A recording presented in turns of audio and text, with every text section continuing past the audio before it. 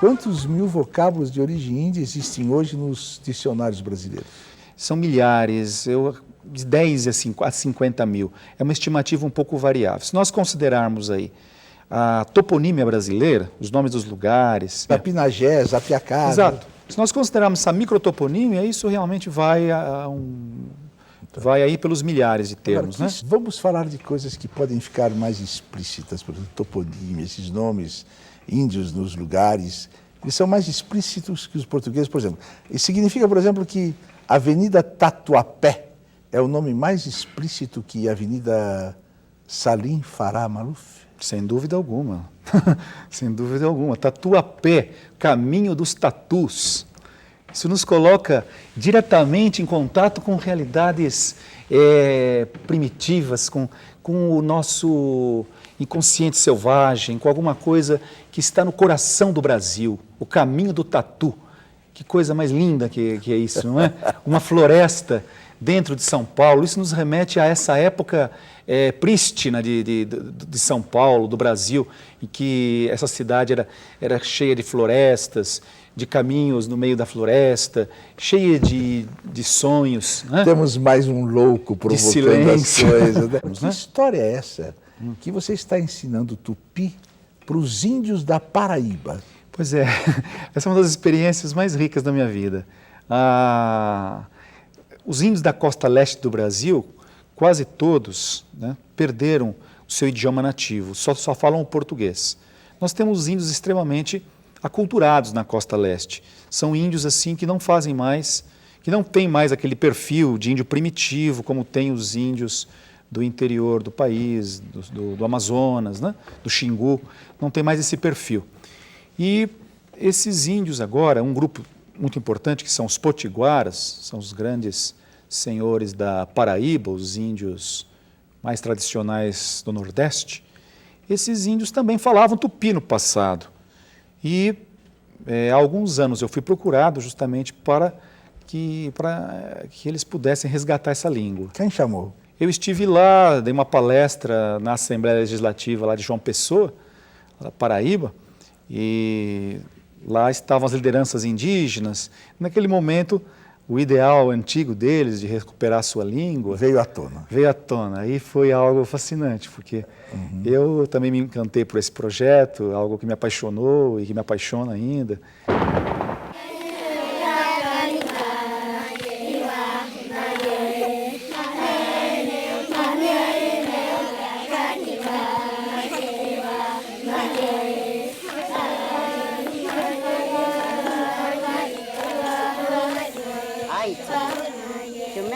Paluiku veke pajumeke pizza papa pizza le akata kene uni tenuiku peso kita kene kada kene amakuiku ekwiku naya latiku taputata moja kapa tawacha sikwa tayatali tayataviku ekwiku patapa kali kayumai kanta kenapa ami makene ku kain kaltaiku ami makene ku kuata kineneku, oya katuawiku, ya peme tu numala takuiku, peta tu numadiku, muka patawakuiku, katalu.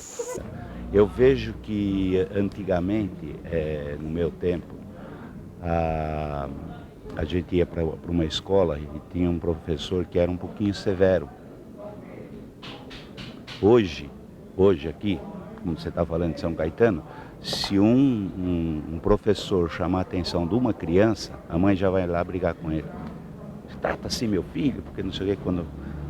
Teria que ter um pouquinho mais de energia, mais severidade na educação. É isso que tá. Daqui a pouco vai sair um monte de aluno aqui, você vai ver a bagunça que fazem, quer dizer, não tem aquela... Você estudou bem a história do Brasil?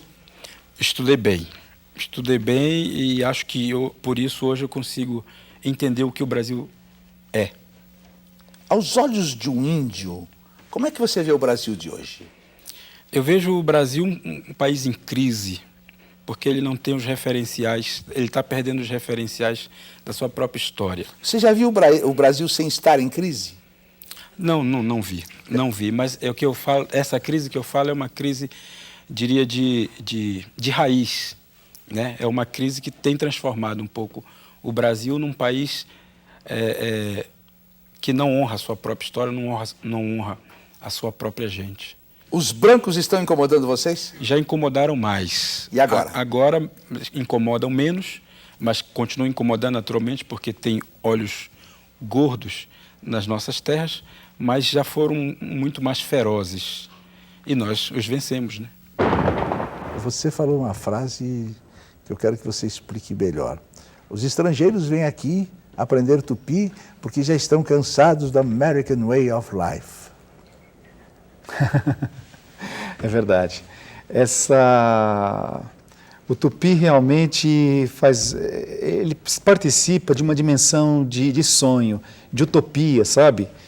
Fora da qual a vida se torna realmente uma caminhada para a morte, acumular dinheiro, consumir bastante, encher a casa de eletrodomésticos, não é? Criar os filhos, transmitir a mesma ideologia podre para os filhos e depois morrer. A vida se torna realmente alguma coisa sem sentido, não é?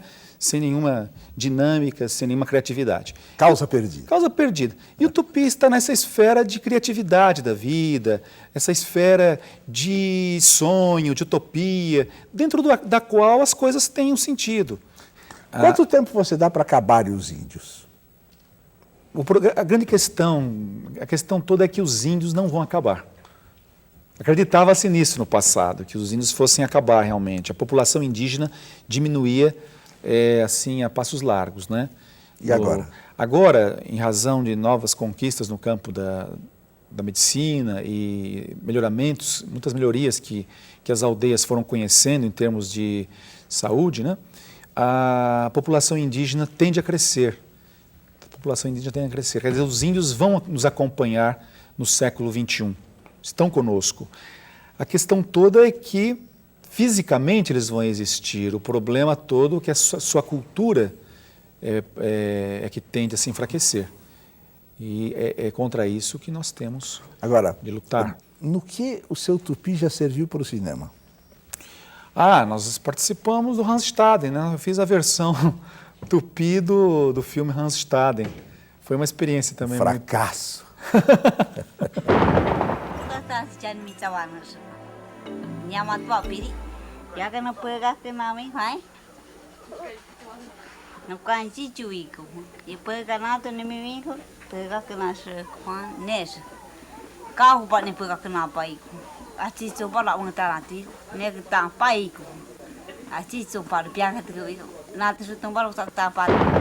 Os brancos introduziram os índios no mundo das doenças graves e agora querem presenteá-los com carnês de planos de saúde.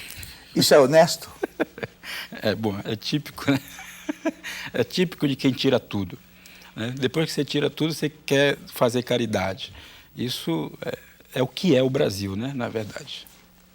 Mestre, a Anistia Internacional acaba de classificar Guatemala, Honduras e Brasil como campeões mundiais de preconceito e desigualdade racial. Comenta isso. Eu acho que é muito difícil comentar isso, viu? Na verdade, eu preferia fazer silêncio para uma coisa dessa, né? Porque é de pasmar. Olha para aquela câmera e fala tudo que você gostaria de falar, na língua que você quiser. Use a liberdade que você talvez não tenha usado ainda. Aproveite, deixe de ser um outsider e fala para os espectadores tudo que você gostaria que eles ouvissem. Olha, eu acho que a vida tem que ser levada com muita criatividade, sabe? Porque o que falta mais no mundo hoje é isso, não é? É pensar que daqui a alguns anos nós estaremos debaixo da terra e precisamos fazer desta vida a experiência mais interessante do mundo. E os índios têm muito a nos ensinar. Os índios têm uma vivência do agora, realmente, que muitas vezes nós não temos. Nós vivemos sempre em função do amanhã. Preocupações com as finanças, preocupações com o dinheiro, preocupações com os filhos, sempre em função de um amanhã que nós nem sabemos se chega. O índio vive o agora. E nós temos de ter claramente essa perspectiva, viver o momento presente e fazer desta vida a experiência mais interessante e criativa que pudermos. Eu sei que vivemos num mundo que tolhe a criatividade, um mundo que massacra o poeta, um mundo que corrompe o filósofo. É um mundo perverso, realmente, mas sempre existe espaço para transformar essa situação que está aí. E o índio tem muito a nos ensinar. Ele é um homem que vive, como realmente eu já falei, um sinal de contradição para essa sociedade tão amorfa e tão sem graça em que nós vivemos. Eu acho que vale a pena nós conhecermos melhor a forma de pensar do homem primitivo, desse homem que está aqui há milhares de anos, muito antes de nós, os brancos, não é? Dá um abraço aqui, professor Eduardo.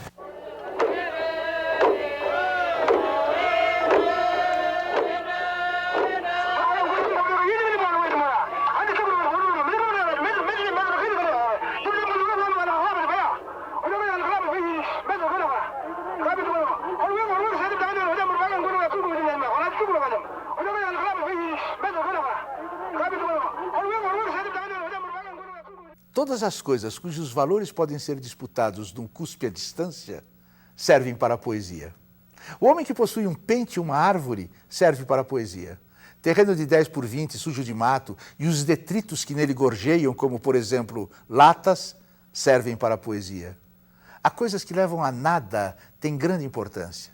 Cada coisa ordinária é um elemento de estima. Cada coisa sem préstimo tem seu lugar na poesia. As coisas que não pretendem, como, por exemplo, pedras que cheiram água, homens que atravessam períodos de árvore, se prestam para a poesia. Tudo aquilo que nos leva a coisa nenhuma e que você não pode vender no mercado, como, por exemplo, o coração verde dos pássaros, serve para a poesia. Os loucos de água e estandarte servem demais para a poesia. O traste é ótimo. O pobre diabo é um colosso. As pessoas desimportantes dão para a poesia.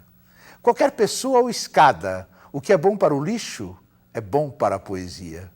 As coisas jogadas fora têm grande importância.